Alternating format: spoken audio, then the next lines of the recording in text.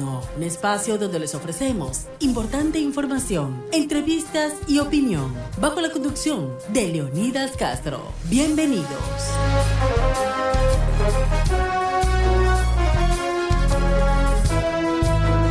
Buenas noches, ¿cómo están? Bienvenidos, gracias por estar con nosotros. Estamos aquí en Diálogo Nocturno, en esta jornada, pues analizando lo que tiene que ver también con el tema petrolero, la situación de lo que ocurre, las gasolinas, el precio de los combustibles están elevados, hay una afectación sin lugar a dudas, el tema de esa guerra allá en Medio Oriente entre Estados Unidos, Irán, Israel, pues bueno, ha traído también estas consecuencias. Queremos conversar justamente con el ingeniero Miguel Robalino, que es experto en petróleo justamente, y quiero conversar con él empezando por este tema. Ingeniero, ¿cómo está? Buenas noches, ¿me escucha? Buenas noches, ingeniero. Saludo cordial a usted, a su radioaudiencia. Siempre muy complacido de estar en este prestigioso medio. Gracias, ingeniero. Yo justamente quiero preguntarle en cuanto al alza del petróleo que ha tenido, ¿cuál ha sido la repercusión en Ecuador? Hemos visto que en algunos casos pues la gente ha tenido que duplicar el gasto en gasolina, hemos visto que ha habido problemas de abastecimiento en algunos casos de la gasolina eco y solamente se vendía la super. ¿Cuál ha sido el impacto real de lo que está causando este incremento del precio del petróleo a nivel mundial y que nos ha pasado factura a los ecuatorianos? Bueno, desde históricamente se ha determinado que los países que controlan y manejan los recursos naturales y estratégicos son definitivamente los que tienen el control económico. Y no queda fuera de contexto, lógicamente, el tema de que los precios del petróleo van atados, lógicamente, a temas de carácter geopolítico, a temas de carácter de oferta y demanda, por otro lado, o a temas inclusive especulativos. Como es un commodity, lógicamente estilo en el petróleo, y en este commodity, quienes intervienen o tienen un papel importante son los grandes bancos. ¿Por qué planteo esto? Porque hay que entender justamente cómo el petróleo mueve la economía a nivel del mundo, es más, siendo un factor importante, especialmente para los sectores energéticos. Y un país que no proyecta su desarrollo económico de la mano de la energía está proyectando prácticamente sin dinero. Con esta introducción, Leonidas, Sí. lo que tenemos que entender el Ecuador, el país, es que más allá que los precios o la volatilidad del precio del petróleo, históricamente no dependen de nosotros, sino dependen de los factores que he mencionado, y que por otro lado, estos precios afectan directamente, especialmente, entre otros productos, a los combustibles, porque hay que entender que el petróleo, al ser un hidrocarburo, produce más de 2.000 productos directos, para que se llame así, dependiendo de la refinación o de la industrialización que se le dé. Entonces, si de un barril de petróleo que tiene 159 litros de crudo, para hacer un análisis rápidamente, Leonidas, usted saca un 45% de gasolina, saca un 30% de diésel, saca un 10% de queroseno o jet y un 15% de otros que nosotros llamamos, en donde está incluido factores como el fuel oil o hasta el asfalto.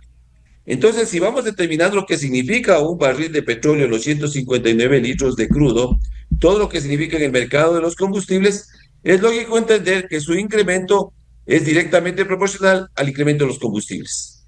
Esto obviamente va a seguir la tendencia. ¿Cuál es su análisis en el sentido de que ese conflicto allá en Medio Oriente continúa, todavía no hay una solución? El presidente Trump dice que bueno, tiene ya la solución, pero al final el mercado petrolero sigue inestable y eso nos da cuenta de que podríamos tener los ecuatorianos el próximo mes, este 12 de junio, que deben ya definirse los precios, seguir con el precio al alza, es decir, mucho más de lo que actualmente está el precio del combustible.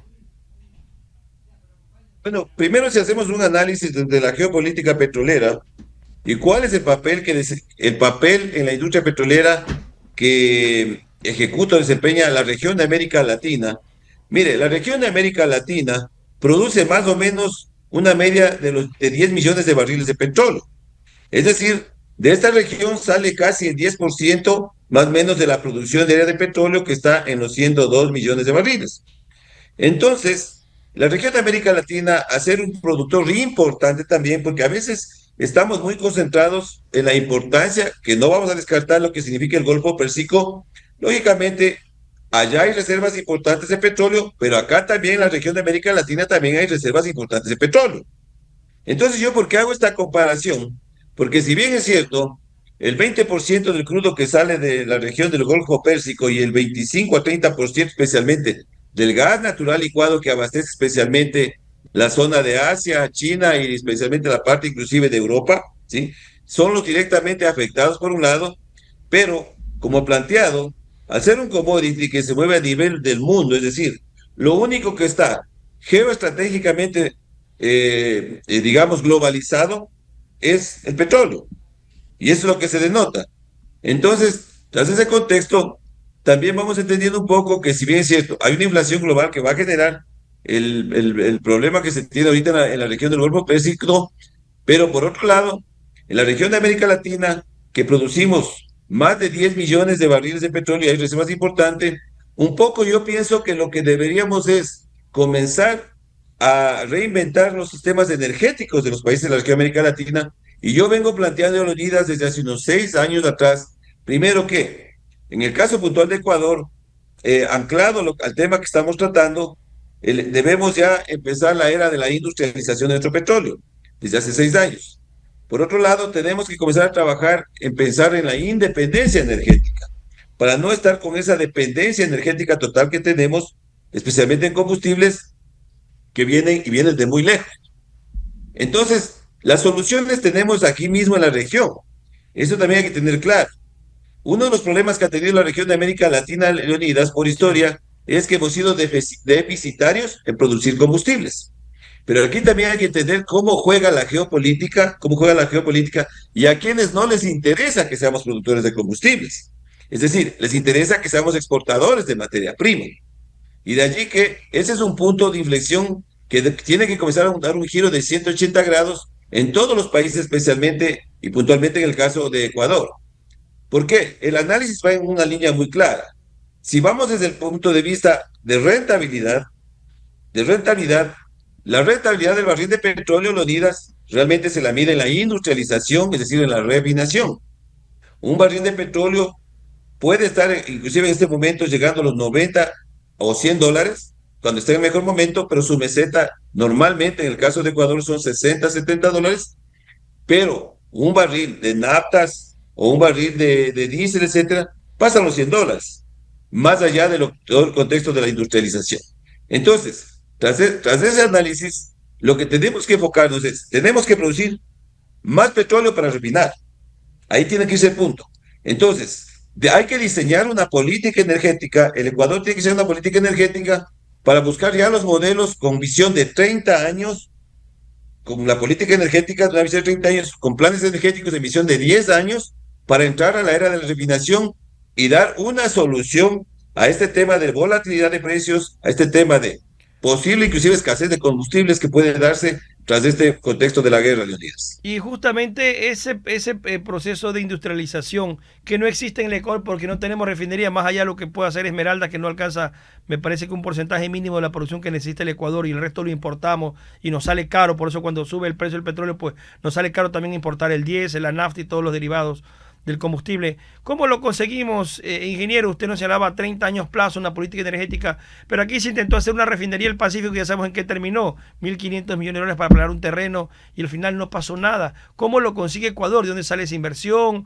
¿Es posible o simplemente termina siendo una utopía pensar de que Ecuador algún día va a poder tener su propia refinería al nivel de que se requiere? Los gobiernos que están de turno tienen que enfocarse que ya no puede ser una utopía, porque cada día la crisis energética se ahonda a nivel del mundo. La Agencia Internacional de la Energía ha planteado que para el año 2030 va a crecer la demanda de consumo de petróleo más o menos en un 20-25%. Entonces, eso viene a ser alarmante desde dos conceptos. Primero, ¿quién puede producir ese 20-25%? Ni los grandes productores como Arabia Saudita, que están cerca de los 11 millones de barriles, como Estados Unidos, que están más allá de los 14 millones de barriles, es decir, ni los grandes productores de petróleo y grandes exportadores no tienen ese excedente. Entonces, ¿eso qué va a denotar en un futuro? es que lógicamente los precios, por un tema de oferta y demanda, ahí sí van a subir a un contexto a lo mejor que hasta ahora no podemos dar cifras, pero va a ser sumamente alto.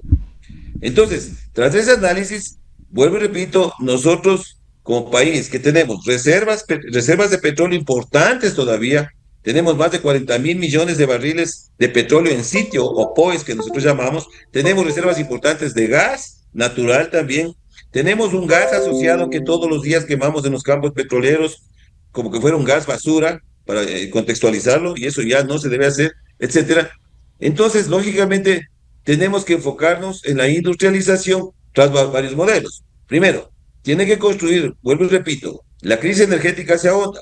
Es decir, lo que está pasando ahora no es que va a mejorar mañana, Leonidas. Ok. Esto va a ser peor.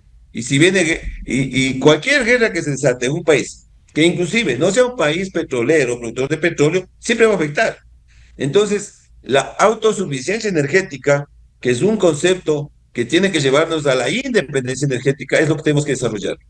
Y esa independencia energética, ingeniero, hay que empezar a trabajar desde ahora, porque el tiempo pasa, como usted dice, y vendrán peores crisis y nos tocaría pasar súper complicado porque incluso hemos visto en los últimos días cómo la producción de cierto tipo de gasolina no alcanza porque obviamente no somos un país que refina. Lógicamente. Entonces, ¿qué es lo que se tiene que comenzar a hacer? Tenemos refinerías, llamémosle quebradas, obsoletas, que han cumplido su vida útil. Nosotros analizamos en el tema energético ¿Qué haría, una fórmula que se ingeniero? llama, A propósito de ese tema que usted toca, ¿qué haría, por ejemplo, con la refinería Esmeraldas? Ya no sirve, se gastaron 2.000 millones en repotenciarla y vemos que se incendia cada mes, o que hay un sabotaje, o qué pasó. Realmente cumplió su vida útil y ya no hay más, ya no tenemos para qué seguir insistiendo con refinería de Esmeraldas. sí, mire, nosotros hacemos un análisis que se llama el factor de carga. ¿Qué significa? En el caso de la refinería de Esmeraldas, la capacidad instalada es de 110.000 barriles de petróleo, crudo mediano. Normalmente esta refinería produce una media, digamos, de 44.000 barriles, llamémosle, especialmente en lo que es combustibles. El factor de carga significa cuál es mi capacidad instalada, es decir, yo divido la producción de los 44.000 barriles sobre mi factor de carga, sobre mi capacidad instalada de 110.000 barriles, y eso denota cuál es el factor de carga real de la refinería. Es decir, esa refinería en combustibles está al 40%, así de sencillo, para que se entienda, ¿no? Entonces, si yo tengo una refinería al 40%, con una capacidad de 110.000 barriles y la demanda del país es de 290.000 barriles diarios de combustibles y con GLP, lógicamente ahí, con este dato, definitivamente estamos en una profunda crisis en el tema de combustibles.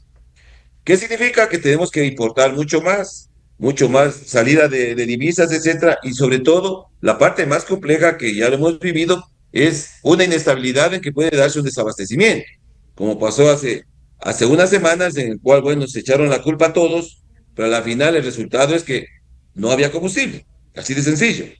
Entonces, tras ese contexto, Leonidas, inmediatamente lo que se tiene que hacer desde mi punto de vista es, primero, tratar de ponerle a punto a la refinería de Esmeraldas.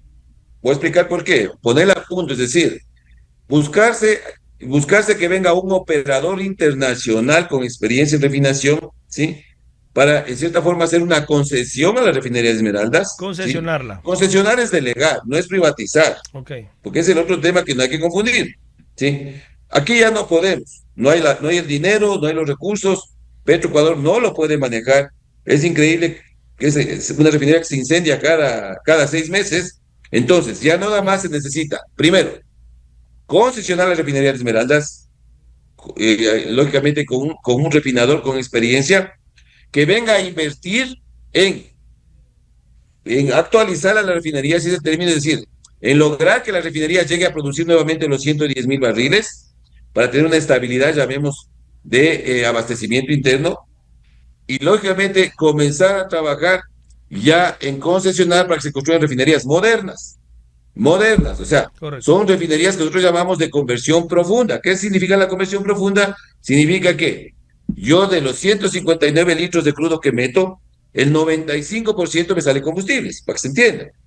Entonces, ese es el segundo paso El tercer paso, lógicamente, es, en el tema de los combustibles, se debería ya, a través de una política energética, liberar la importación de combustibles a los privados.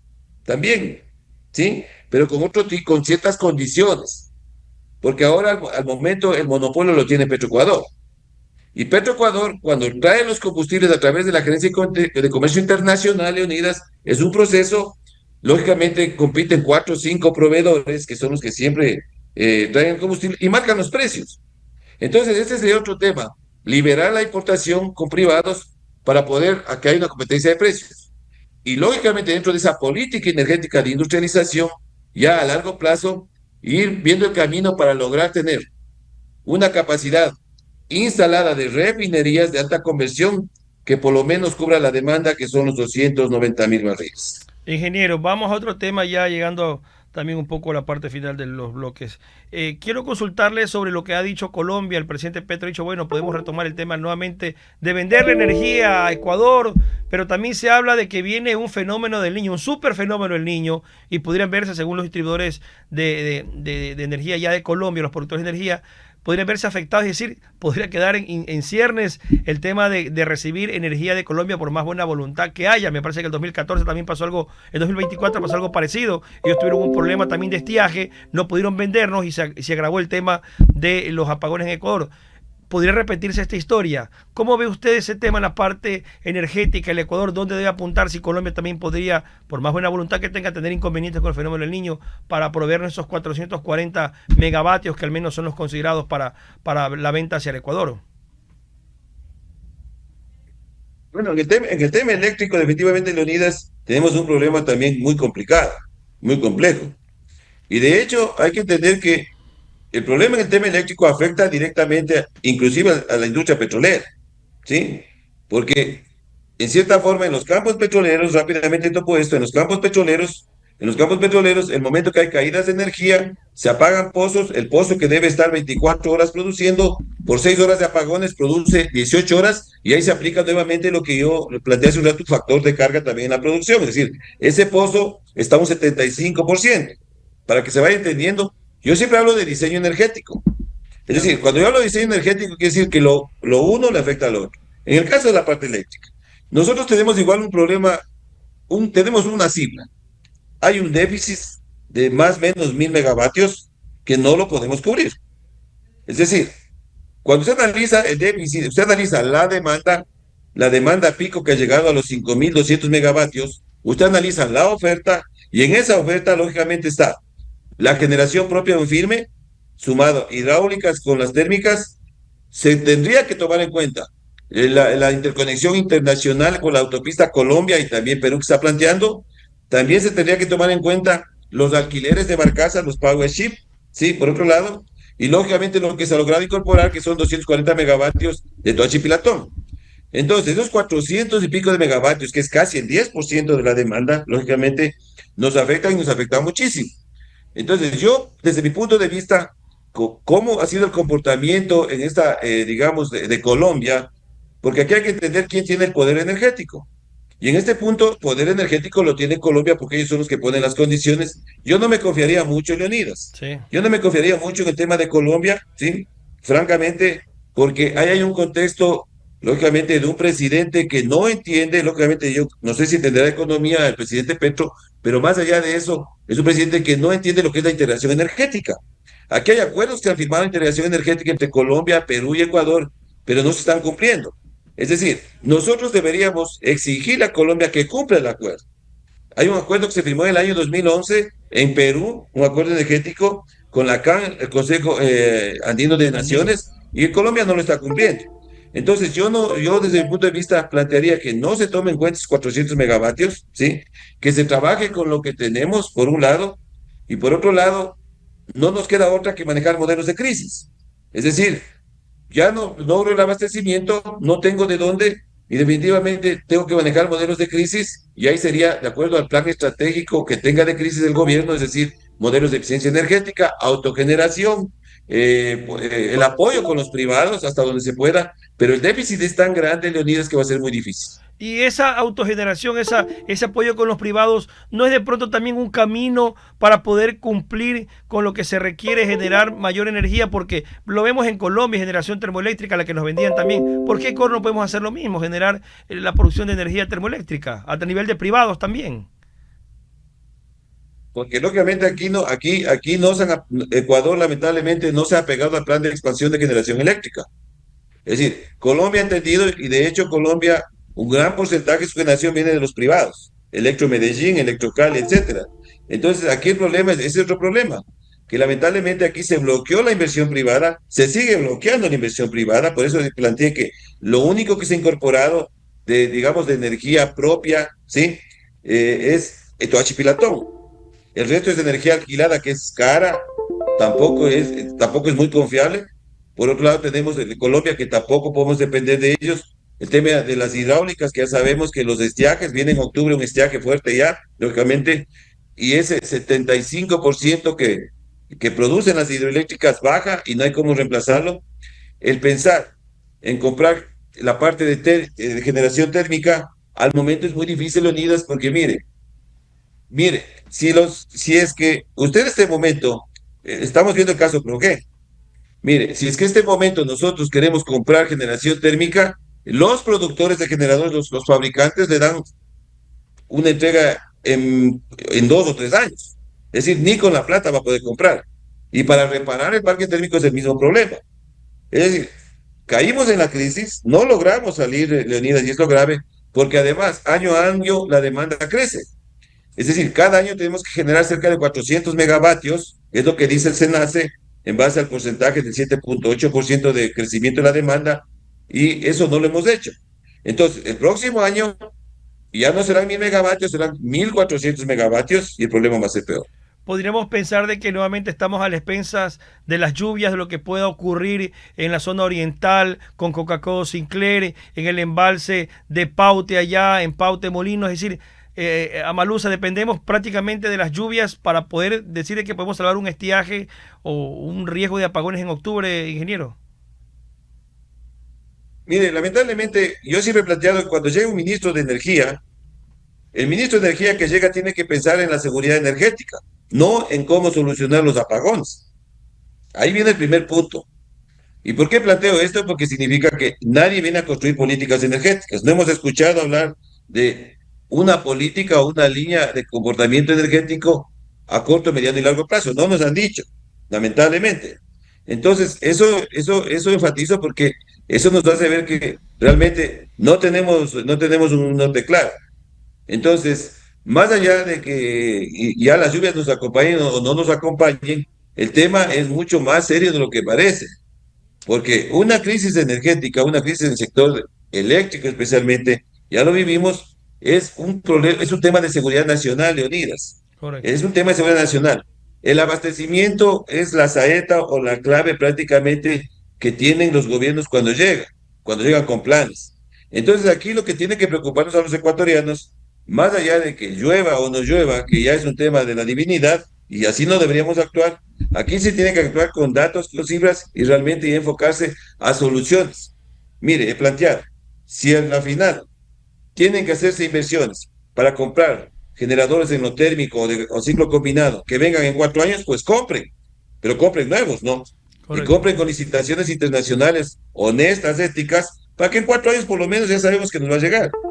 Por otro lado, también hay que ir entendiendo que hay que poner en orden casa adentro, Leonidas. Mire, hay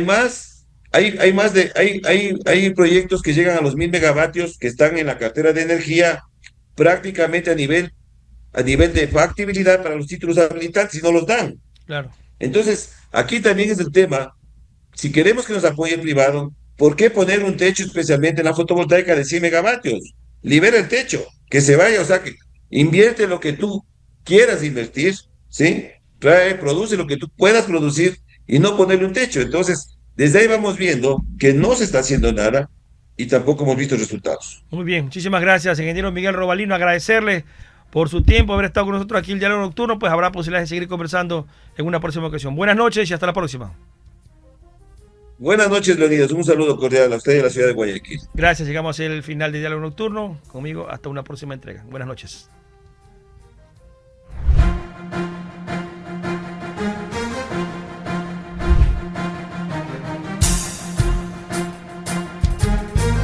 y 99 presentó Diálogo Nocturno. Hasta la próxima.